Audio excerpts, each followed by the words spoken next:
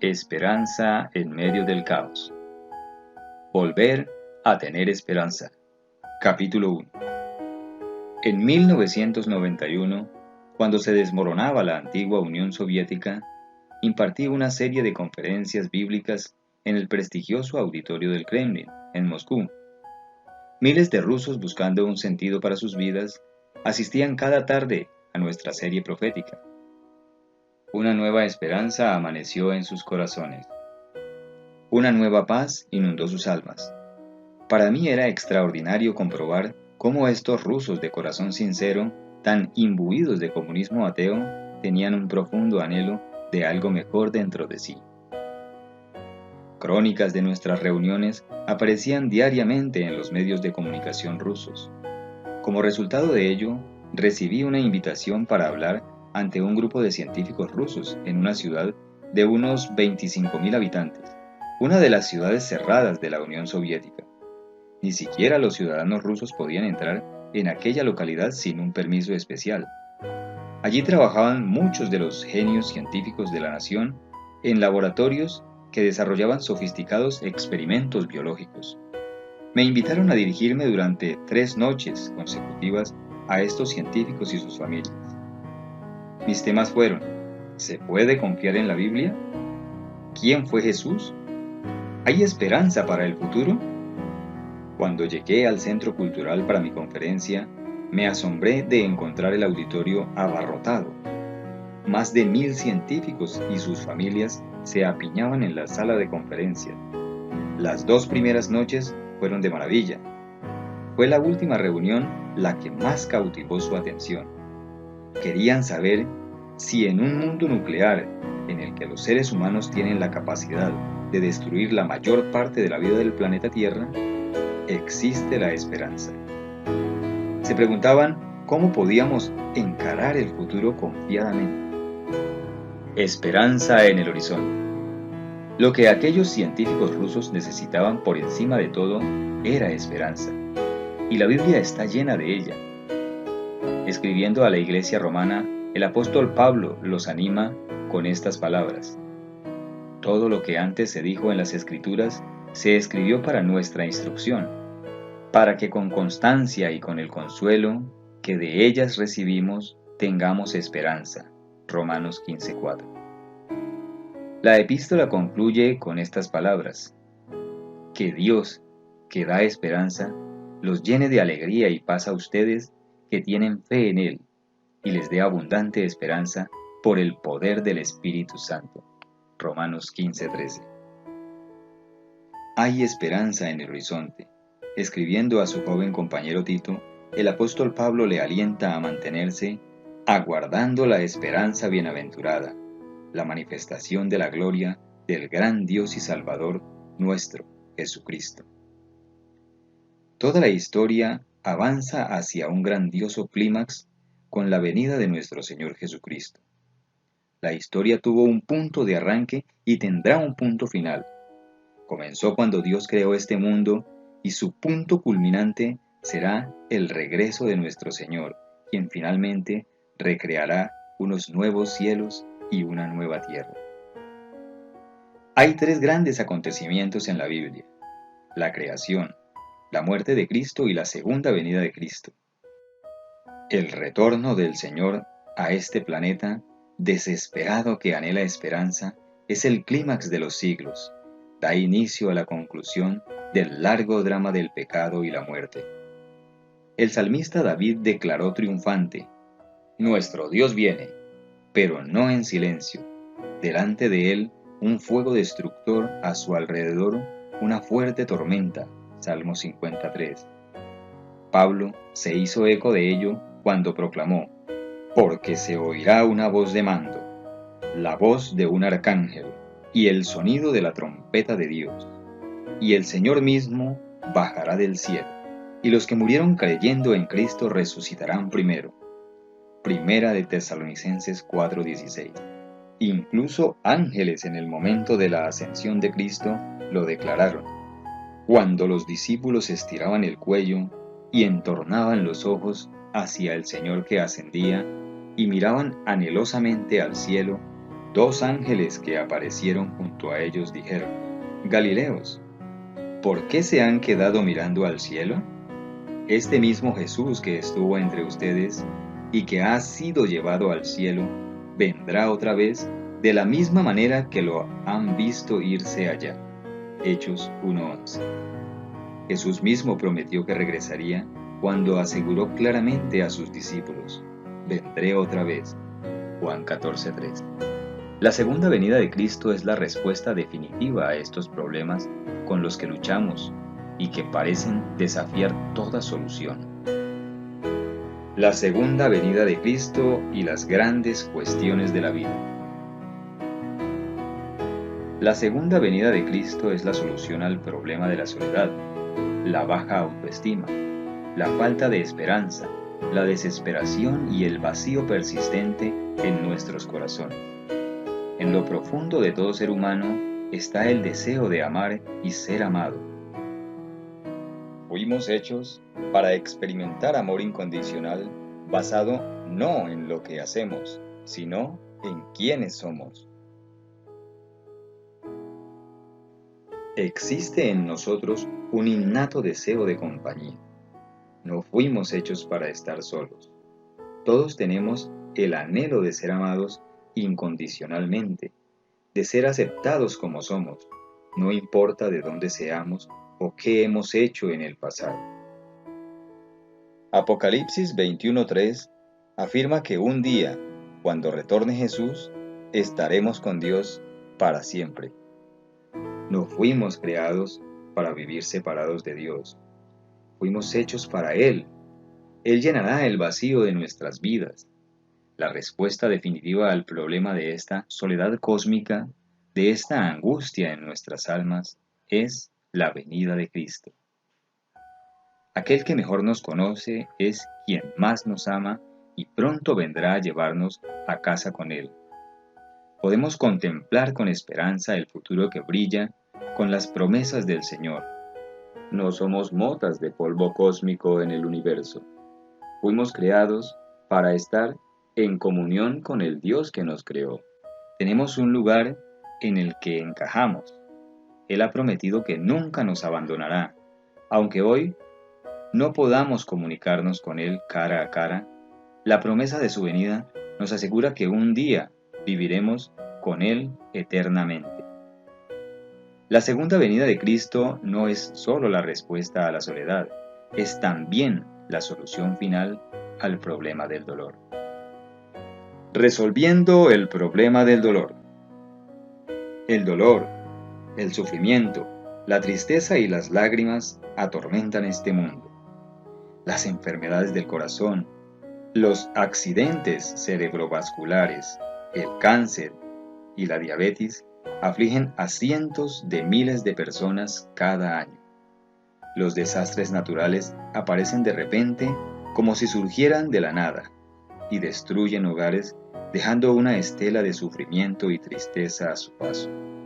Incendios forestales incontrolables, alimentados por vientos feroces, arrasan valles y destruyen comunidades enteras. Los terribles efectos de la guerra causan incontables desgracias. Caen las bombas. Las fuerzas de combate asolan aldeas, pueblos y ciudades. Quedan niños mutilados. Les arrancan las piernas explosiones indiscriminadas que afectan a civiles inocentes. Con frecuencia, las mujeres y los niños son quienes más sufren los horrores de la guerra. Cuando tienes el cuerpo torturado por un dolor tan intenso que no puedes pensar, cuando te abruma la aflicción, la ira y el miedo, y preguntas, ¿por qué a mí, Señor? Recuerda que el sufrimiento no durará siempre. Jesús viene otra vez. Aislado de su familia y de sus amigos, sufriendo en solitario en la isla de Patmos, el apóstol Juan escribió estas alentadoras palabras. Dios secará todas las lágrimas de ellos, y ya no habrá muerte, ni llanto, ni lamento, ni dolor, porque todo lo que antes existía ha dejado de existir. Apocalipsis 21:4. Con todos nuestros avances en medicina, tan maravillosos como son, no hemos descubierto la respuesta al problema del dolor y el sufrimiento. Hemos hecho progresos gigantescos en el tratamiento de diversas dolencias, pero nuestra generación sigue enfermando. Pienso en mi propio padre, que murió hace varios años. Sufría una enfermedad cardíaca, padecía diabetes. Conforme envejecía, su débil organismo experimentaba un notable dolor, pero nunca se quejaba. Su esperanza se anclaba en el retorno de nuestro Señor. Un día, mientras charlábamos, me hizo un comentario que nunca olvidaré. Dijo: «Hijo, no tengo miedo a morir, porque sé que lo siguiente que ocurrirá será que Jesús viene en el cielo para llevarme a casa». Para papá, la segunda venida de Cristo era una realidad a la que se aferraba por fe. Vivía a la luz del retorno de Jesús. La segunda venida de Cristo es la respuesta definitiva al problema del sufrimiento humano. Cuando sufrimos, cuando tenemos el cuerpo devastado por el dolor, cuando no podemos aguantarlo un día más, cuando se nos llenan los ojos de lágrimas, todavía tenemos esperanza. Podemos apartar la vista de nuestro sufrimiento porque sabemos que al margen de lo que nos ocurra, hay un Dios que nos ama con amor eterno. Él pondrá fin a toda enfermedad, aflicción, tristeza, dolor y lágrimas. Un día viviremos en un mundo en el que la enfermedad habrá desaparecido para siempre y en el que experimentaremos la vida en su plenitud. En ese mundo nuevo abundará el gozo y nuestros cuerpos palpitarán con la vitalidad de la salud. La respuesta al problema de la injusticia. A menudo la vida parece muy injusta. Cuando algunas personas dicen que recibimos lo que nos merecemos en la vida y que la vida es justa, es probable que nunca hayan experimentado situaciones por las que otras personas atraviesan. Hay ocasiones en las que sufrimos por causa de nuestras erróneas elecciones, pero existen millones de personas que sufren sin que en ello medie ninguna decisión suya. Cuando nace un niño seropositivo, infectado de VIH, debido a las malas decisiones de su madre, eso es injusto. El niño no tomó esa decisión. Pensemos en el adolescente cristiano que conduce a casa desde la escuela y muere arrollado por un conductor ebrio, quien a su vez se aleja ileso del lugar del accidente. Consideremos a los niños cuyo pueblo es bombardeado, o un país asolado por la pobreza que además resulta devastado por la sequía y la hambruna. Imaginemos a los niños que mueren de hambre en todo el mundo. ¿Dónde está la justicia cuando el esposo de usted la deja por otra mujer? Ustedes han criado a sus hijos juntos. Ahora ellos se han casado, se han marchado del hogar y está usted sola. ¿Dónde está la justicia cuando usted ha llevado una vida saludable y contrae un cáncer, mientras su vecino que fuma, abusa del alcohol y sigue una alimentación nociva parece estar en perfecta salud?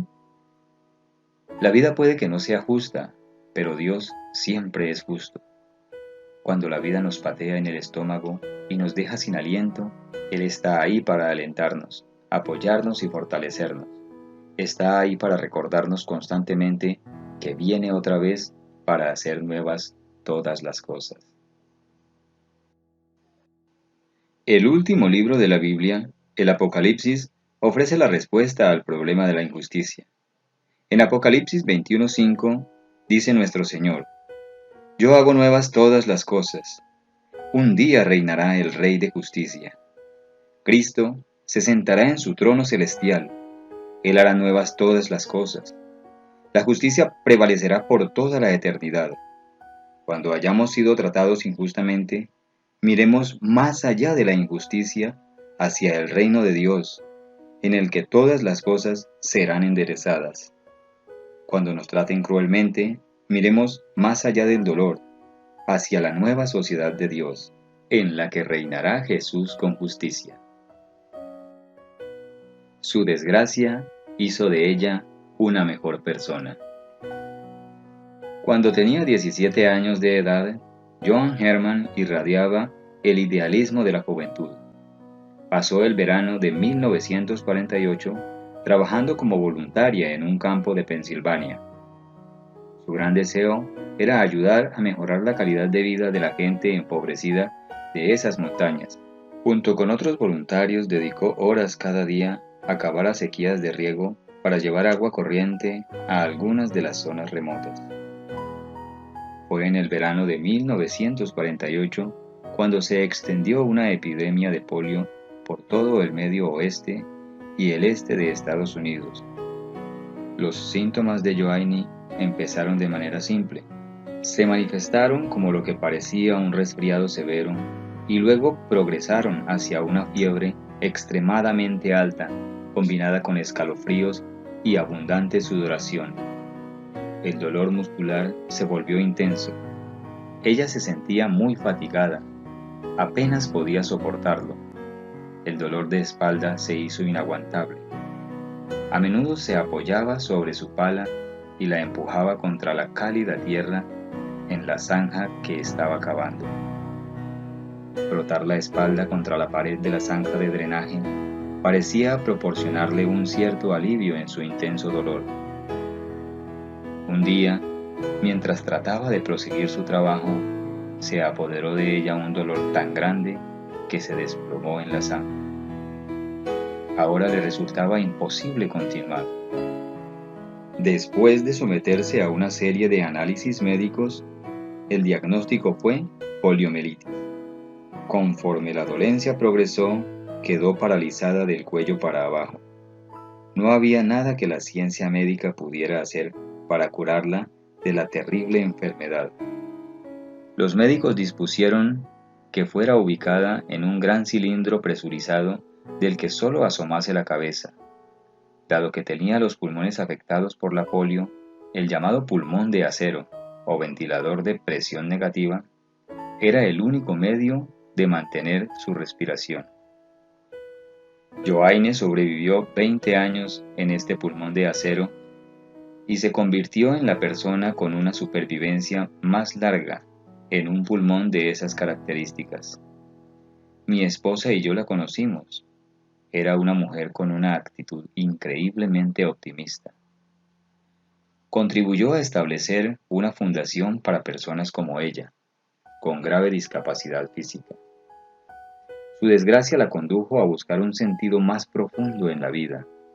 Esta búsqueda la llevó finalmente a estudiar la Biblia y a reflexionar en la palabra de Dios.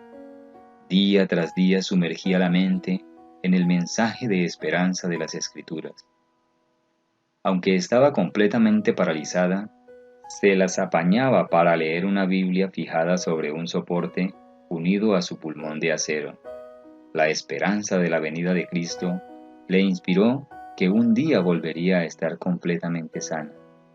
Pasajes como estos la llenaron de alegría. Entonces los ciegos verán y los sordos oirán. Los lisiados saltarán como venados y los mudos gritarán. Isaías 35, 5 y 6. Ningún habitante dirá, estoy enfermo. Isaías 33, 24. Yo hago nuevas todas las cosas. Apocalipsis 21, 5. Joanny fue capaz de mirar más allá de su dolor. Fue capaz, con los ojos divinamente ungidos, de aferrarse a la realidad de que Jesús venía otra vez. La polio no la derrotó. Su espíritu optimista y positivo tocó los corazones de otras incontables personas. Usó su pulmón de acero como púlpito para proclamar el amor de Dios a todos los que entraban en su habitación. Venían a confortarla a ella, pero era ella quien los confortaba a ellos. Una persona tras otra aceptaron a Cristo y el mensaje de la Escritura gracias a su testimonio. ¿Qué la capacitó a resistir a pesar de la injusticia de la vida? Creyó por fe que un día mejor estaba por llegar. La esperanza del retorno de Jesús ardió resplandecientemente en su corazón. Miró más allá de los límites de su pulmón de acero, hacia el día en que saltaría y correría por los campos de espigas mecidas por el viento, junto a las aguas cristalinas de la eternidad. Tenía la certeza de que Jesús renovaría todas las cosas y de que disfrutaría en la misma medida en que ahora sufría. Confiaba en el Dios que vendría para llevarla al hogar eterno. El cáncer es injusto, pero un día será eliminado. Las guerras son injustas, pero un día terminarán. La pobreza es injusta, pero un día habrá prosperidad para todos. El hambre es injusta, pero un día reinará la abundancia. Podemos volver a tener esperanza, porque esta tierra no es el fin del camino, y Dios finalmente enderezará todas las cosas. La muerte, el último enemigo, será derrotada. La segunda venida de Cristo es la única respuesta a los problemas del envejecimiento y la muerte. Ninguna crema antiarrugas nos librará del envejecer. Ninguna cirugía estética evitará que pasen los años. No hay poción mágica o fórmula alguna.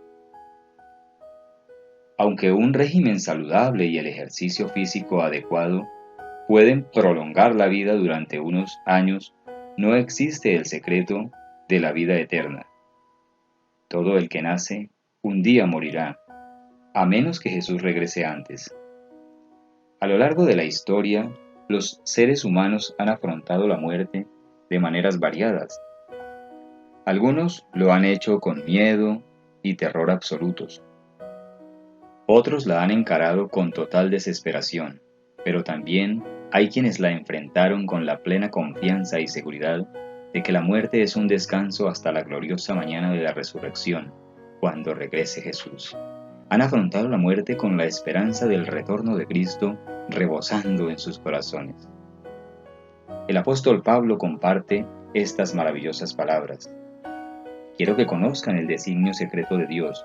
No todos moriremos, pero todos seremos transformados en un momento, en un abrir y cerrar de ojos, cuando suene el último toque de trompeta. Porque sonará la trompeta y los muertos serán resucitados para no volver a morir. Y nosotros seremos transformados. Entonces se cumplirá lo que dice la Escritura. La muerte ha sido devorada por la victoria. Primera de Corintios 15, 51 al 54. ¿Ha perdido usted a algún ser querido por causa de la muerte? ¿Ha depositado a un niño para que descanse en un cementerio?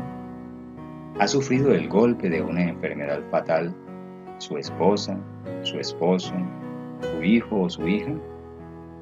Parece demasiado dolor para soportarlo a solas. Jesús la sostendrá. Escuche su voz alentando su corazón. Se avecina un día mejor. Puede volver a tener esperanza. La segunda venida de Cristo es la respuesta al envejecimiento. Es la respuesta a la muerte, a las lágrimas y al sufrimiento. En la soledad puede usted volver a tener esperanza. En medio del desánimo puede volver a tener esperanza. En el dolor puede volver a tener esperanza. En la decepción puede volver a tener esperanza. En la injusticia puede volver a tener esperanza. En las lágrimas puede volver a tener esperanza. Jesús viene, y esa es la mejor noticia que alguien pueda concebir.